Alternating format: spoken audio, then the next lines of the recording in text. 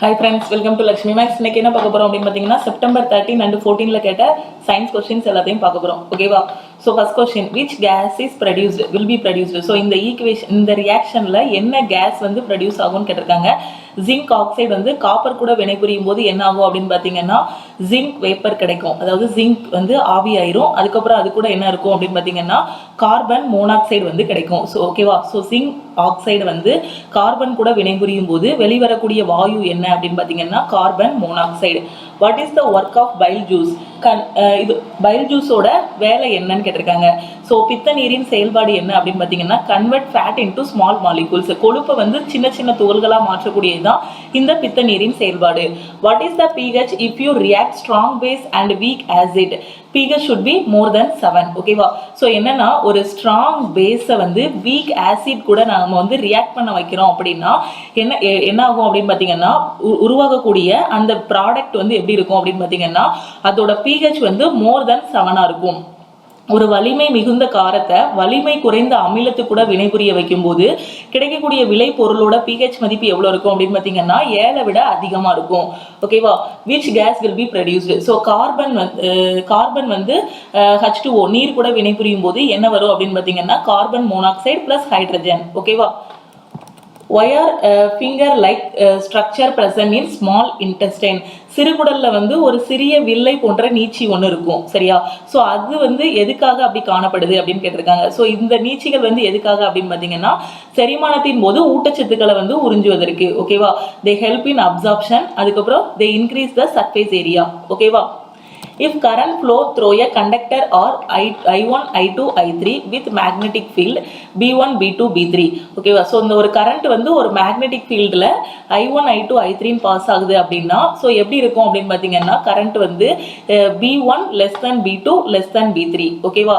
So B3ல அதிகமாக current pass ஆகும், B2ல வந்து கம்மியாக இருக்கும், B1ல அதை விட கம்மியாக இருக்கும். ஓகேவா? Which is the first fullerene identified. So முதலில் கண்டறியப்பட்ட ஃபுல்லரின். ஓகேவா? ஸோ ஃபுல்லரின் ஃபர்ஸ்ட் கண்டறியப்பட்ட ஃபுல்லரின் எது அப்படின்னு பார்த்தீங்கன்னா கார்பன் 60. ஓகேவா? ஸோ இது வந்து கார்பனோட ஒரு அல்லோட்ரோப். ஸோ இது வந்து ஒற்றை மற்றும் இரட்டை பிணைப்புகளால் இணைக்கப்பட்ட கார்பன் அணுக்களை கொண்டது. ஓகேவா? ஃபர்ஸ்ட் ஸ்டேட்மெண்ட் என்ன கொடுத்துருக்காங்கன்னா petrol is produced in oil factory. Statement 2 வந்து petrol is produced in limited quantity. Petrol is in limited quantity in nature. Petrol வந்து ஆயில் ஃபேக்டரியில தான் ப்ரொடியூஸ் பண்றாங்க அப்படின்னு சொல்லியிருக்காங்க. இல்ல, அடுத்து வந்து பாருங்க பெட்ரோல் வந்து லிமிட்டெட் குவான்டிட்டி. இயற்கையிலே பெட்ரோல் வந்து ரொம்ப கம்மியாக தான் இருக்கு, லிமிட்டடாக தான் இருக்குன்னு சொல்லியிருக்காங்க. ஸோ அந்த ரெண்டு ஸ்டேட்மெண்ட்ல எது கரெக்ட் அப்படின்னு பார்த்தீங்கன்னா ஸ்டேட்மெண்ட் 2 தான் கரெக்ட். ஓகேவா? 3 resistors are connected in parallel. What is the தொகுபயன்? அதாவது R ஈக்குவலன்ட் என்னன்னு கேட்டிருக்காங்க. 3 மின்தடையாக்கிகளை வந்து பக்க இணைப்புல வந்து கனெக்ட் பண்ணியிருக்காங்க. அப்படி கனெக்ட் பண்ணும்போது தொகுபயன் என்ன அப்படின்னு பாருங்க. ஸோ அந்த தொகுபயன் வந்து எப்படி இருக்கும்னு கேட்டிருக்காங்க. ஸோ எப்பவுமே எப்படி கொடுப்பாங்கன்னா R1, R2, R3 அப்படின்னு கொடுத்துட்டு அதுக்கு சம் வேல்யூஸ் 20 ஓம் 30 ஓம் கொடுத்துட்டு பேரலல்ல R ஈக்குவலன்ட் என்னன்னு கேட்பாங்க. இப்போ என்ன கேட்டிருக்காங்கன்னா அந்த R ஈக்குவலன்ட் வந்து ஃபர்ஸ்ட் மின்தடையாக்கி. ஃபார் எக்ஸாம்பிள் நீங்க கனெக்ட் பண்ணிருக்கக்கூடிய மின்தடையாக்கிகள் 1 ஓம் 2 ஓம் 3 ஓம் இருக்குன்னு வச்சுக்கோங்க. ஸோ இதுதான் ஃபர்ஸ்ட் R. ஓகேவா? இது ஸ்மாலஸ்ட் R. அப்படிதானே? இது வந்து greatest R. So first condition என்னன்னா R ஈக்குவலன்ட் தொகுபயன் வந்து less than smallest R. So சின்ன ஆரை விட. ஓகேவா? இந்த ஃபர்ஸ்ட் சின்ன ஆரை விட R ஈக்குவலன்ட் வந்து கம்மியா இருக்குமா இல்ல அதிகமா இருக்குமா இல்லைன்னா பெரிய ஆரை விட அதிகமா இருக்குமான்னு கேட்டிருக்காங்க. ஸோ நான் எக்ஸ்பிளைன் பண்றேன், உங்களுக்கு புரியும். ஸோ அந்த மின்தடையாக்கிகளை நான் 1 ஓம் 2 ஓம் 3 ஓம்னு எடுத்துக்கிட்டேன். ஸோ எனக்கு பேரலல் தான் சொல்லியிருக்காங்க. அப்போ R ஈக்குவலன்ட் என்ன வரும்? 1/1 + 1/2 + 1/3 வரும். எல்சிஎம் வந்து 6 இருக்கும். ஸோ 6 + 3 + 2 இருக்கும். ஸோ 11/6 வரும். ஓகேவா? So 11/6 1/R equivalent. ஓகேவா? சரியா? 1/R equivalent. So R equivalent எனக்கு இதுல என்ன கிடைக்கும்? 6/11. ஓகேவா? ஸோ இது என்னவாகுது? இந்த 6/11ஓட மதிப்பு வந்து லெஸ் தேன் 1. அப்படிதானே? ஸோ இது வந்து லெஸ் தேன் 1 இருக்கிறதுலே கம்மியான மின்தடையாக்கியது இந்த 1 ஓம் தான். ஸோ அப்போ இந்த ஆப்ஷன்ல பாருங்க இந்த R equivalent less than the smallest இந்த 1 ohm தானே ஸ்மாலஸ்ட் ஆர். ஸோ இந்த கண்டிஷன் தான் correct. So option A is correct. புரியுதா கொஸ்டின்? ஸோ அடுத்ததை ரீட் பண்ணி பாருங்க. ஆர் ஈக்குவலண்ட், இந்த R equivalent will be more than smallest R. இந்த 6/11 வந்து 1 விட அதிகமா இல்லை. ஸோ அப்போ இந்த கண்டிஷன் தப்பு. R equivalent will more than largest R. Largest R எது இதில்? 1 2 3. இதில் லார்ஜஸ்ட் எது? 3 ohm. ஸோ இந்த 3 ohm விட இந்த 6/11 ohm அதிகமா இல்லை. ஸோ இந்த கண்டிஷனும் தப்பு. ஸோ ஃபர்ஸ்ட் ஏ தான் கரெக்ட். ஓகேவா? அடுத்த question. So Tamil medium students பார்த்துக்கோங்க. 3 மின்தடையாக்கிகள் பக்க இணைப்பில் இணைக்கப்படும் போது அதோட தொகுபயன் வந்து மிகச்சிறிய மின்தடையை விட சிறியதாக இருக்கும். ஓகே, ஸோ நமக்கு என்ன கிடைச்சது? ஆர் ஈக்குவலண்ட் வந்து 6/11 கிடைச்சது, அப்படிதானே? ஸோ இது வந்து லெஸ் தேன் 1. ஏன்னா நாம எடுத்த மிகச்சிறிய மின்தடையாக்கி. இந்த கொஸ்டின்ல which element are placed in periodic table in place of Eka boron, Eka aluminium, Eka silicon? ஓகேவா? ஸோ இந்த ஏகா போரான், ஏகா அலுமினியம், ஏகா சிலிக்கான் இந்த இடத்துலலாம் எந்த தனிமம் வந்து பிளேஸ் ஆயிருக்கு, எந்த எலமெண்ட் பிளேஸ் ஆயிருக்கு அப்படின்னு பார்த்தீங்கன்னா, ஏகா போரான் இருக்க இடத்துல ஸ்காண்டியம், ஏகா அலுமினியம் பதிலாக கேலியம், ஏகா சிலிக்கானுக்கு பதிலாக ஜெர்மானியம். ஓகேவா? ஸோ ஏகா போரான், ஏகா அலுமினியம், ஏகா சிலிக்கான்னா என்ன அப்படின்னு கொஸ்டின்ல கேட்டிருக்காங்க. ஸோ ஃபர்ஸ்ட் இந்த ஏகான்னா என்ன அப்படின்னு பாருங்க. மெண்டலி வந்து தனிம வரிசை அட்டவணையை வந்து தயாரிக்கும் போது அவரால் கண்டுபிடிக்கப்படாத அந்த தனிமத்தோட பேரை வந்து அவர் எப்படி வச்சாருன்னா ஏகா அப்படின்னு வச்சாரு. ஓகேவா? ஸோ ஏகா. இப்போ வந்து ஏகா போரான் அப்படின்னு வச்சிருக்காருன்னா, ஸோ இந்த தனிமத்துக்கு வந்து அவர் நேம் கண்டுபிடிக்கல. ஸோ அதோட நேம் தான் என்ன பேர் அப்படின்னு பார்த்தீங்கன்னா ஸ்காண்டியம். ஓகேவா? ஸோ அது மாதிரி ஏகா அலுமினியம்னு வச்சிருந்தாரு. ஸோ அதோட நேம் தான் நமக்கு கேலியம். ஓகேவா? ஸோ ஏகா சிலிக்கான் வந்து ஜெர்மானியம். ஓகேவா? அடுத்த கொஸ்டின் போலாமா? இந்த ஏகா அப்படின்னா கண்டுபிடிக்கப்படாத தனிமத்துக்கு அவர் வச்ச பேர் தான் இந்த ஏகா. ஓகேவா? What is the function of HCl in stomach? So HCl hydrochloric அமிலம், வயிற்றில் உள்ள ஹைட்ரோக்ளோரிக் அமிலத்தோட முக்கிய செயல் என்ன அப்படின்னு பார்த்தீங்கன்னா, பெப்சினோஜனை பெப்சினில் செயல்படுத்த தேவையான H+ அயனியை வழங்குகிறது. ஓகேவா? அடுத்த question. Why is nephron long and tubular? nephron வந்து எதுக்கு long and tubular இருக்கு அப்படின்னு பார்த்தீங்கன்னா, அப்சார்ப்ஷன் வந்து இன்க்ரீஸ் பண்றதுக்கு. இந்த கொஸ்டின்ல பாருங்க. இந்த கொஸ்டின் என்ன அப்படின்னு பார்த்தீங்கன்னா, ஒரு 2 மின்தடையாக்கிகளை வந்து பக்க இணைப்பில் கொடுத்துருக்காங்க. 20 ohm 20 ohmனு 2 மின்தடையாக்கிகளை வந்து பக்க இணைப்பில் கொடுத்துருக்காங்க. ஓகேவா? ஸோ அந்த பக்க இணைப்பில் கொடுத்த அந்த மின்தடையாக்கிகளுக்கு இருக்க அந்த மின்தடையாக்கி கூட தொடர் இணைப்பில் இன்னொரு மின்தடையாக்கி கொடுத்துருக்காங்க. புரியுதா? ஸோ 2 மின்தடையாக்கி பக்க இணைப்புலையும் இன்னொரு மின்தடையாக்கி தொடர் இணைப்புலையும் கொடுத்துருக்காங்க. இது 2 கூடயும் அது வழியா 30 வோல்டேஜ் பேட்டரி வந்து கனெக்ட் பண்ணியிருக்கோம். ஓகேவா? ஸோ இப்போ இதோட கரண்ட் வந்து இந்த சர்க்கியூட்ல எவ்வளோ பாஸ் ஆகும் அப்படிங்கிறது தான் கண்டுபிடிக்கணும். ஸோ ஃபர்ஸ்ட் இந்த 2 தொகுபயன், இந்த பக்க இணைப்பில் இருக்கக்கூடிய இந்த 2 மின்தடைக்கும் தொகுபயன் மின்தடை கண்டுபிடிச்சிடலாமா? ஸோ கண்டுபிடிக்கலாமா? தொகுபயன் கண்டுபிடிச்சு இதை சீரீஸா மாத்திரலாம் இந்த இடத்துல. ஓகேவா? So R equivalent 1/R equivalent equal to, so இந்த மாதிரி இருந்தால் அது வந்து பக்க இணைப்பு. ஸோ இந்த மாதிரி இருந்தால் அது வந்து தொடர் இணைப்பு. ஸோ சின்ன வயசுல நம்ம படிச்சது தான். 1/R equivalent equal to 1/20 + 1/20. So 2/20 கிடைக்கும். எனக்கு ஆர் ஈக்குவலண்ட் வந்து 10 கிடைக்குமா? புரியுதா? 2/20 கிடைக்கும். திருப்பி இதை தலைகீழ போடணும். 20/2 இருக்கும். ஸோ 10 ohmனு கிடைக்கும். ஸோ அப்போ இந்த ரெசிஸ்டர் வந்து எனக்கு 10 ohm. அதாவது இது ரெண்டையும் நான் வந்து இப்போ பக்க இணைப்பில் இருக்கிறத ரெண்டையும் மாற்றி தொடர் இணைப்பாக மாற்றிக்கிட்டேன் இது கூட. ஓகேவா? ஸோ அப்போ இந்த 10 ohmும் இந்த 10 ohmும் என்னவா இருக்கு? தொடர் இணைப்பில் இருக்கு. இப்போ புதுசாக நமக்கு ஆர் ஈக்குவலண்ட் என்ன கிடைக்கும்? தொடர் இணைப்பில் இருந்தால் டைரெக்டாக அப்படியே ஆட் பண்ணிடலாம். 10 + 10 20 ohm. ஓகேவா? ஸோ நமக்கு கொஸ்டின்ல என்ன கேட்டிருக்காங்க? கரண்ட் தான் கேட்டிருக்காங்க. So V = IR, I = V/R. அப்போ V வந்து என்னவா இருக்குங்க? 30. ஸோ 30 / 20. 0 கேன்சல் ஆயிரும். So 1.5 ampere. ஓகேவா?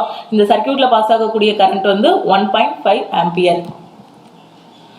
காப்பர் சல்ஃபேட் வந்து சிங்க் கூட வினைபுரியும் போது என்ன கிடைக்கும் அப்படின்னு கேட்டிருக்காங்க. என்ன இருக்கும்னா, ஏற்கனவே இந்த கொஸ்டின் டிஸ்கஸ் பண்ணதா, ஜிங்க் சல்ஃபேட்டும் காப்பரும் கிடைக்கும். ஓகேவா? அடுத்து which is the metalloid in group 14? குழு 14 தனிமங்களில் உள்ள உலோகம் வந்து என்னதுன்னு கேட்டிருக்காங்க.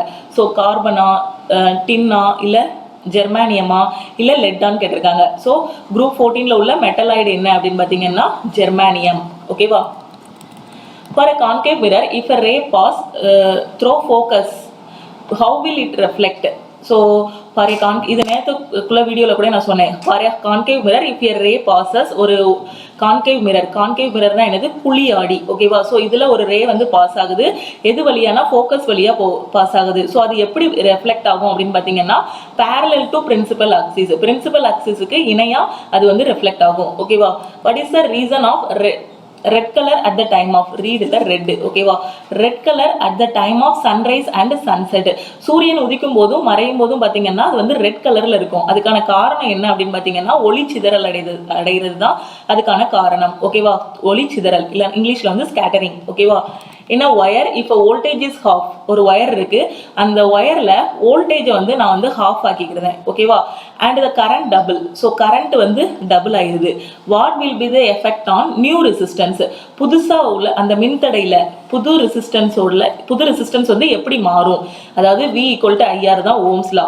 ஸோ இதுல இருந்து ரெசிஸ்டன்ஸ் எப்படி இருக்கும், V/I இருக்கும். நான் இப்போ என்ன பண்றேன்னா இந்த வோல்டேஜை V/2 மாத்திக்கிறேன், இந்த கரண்ட்டை 2I மாத்திக்கிறேன்.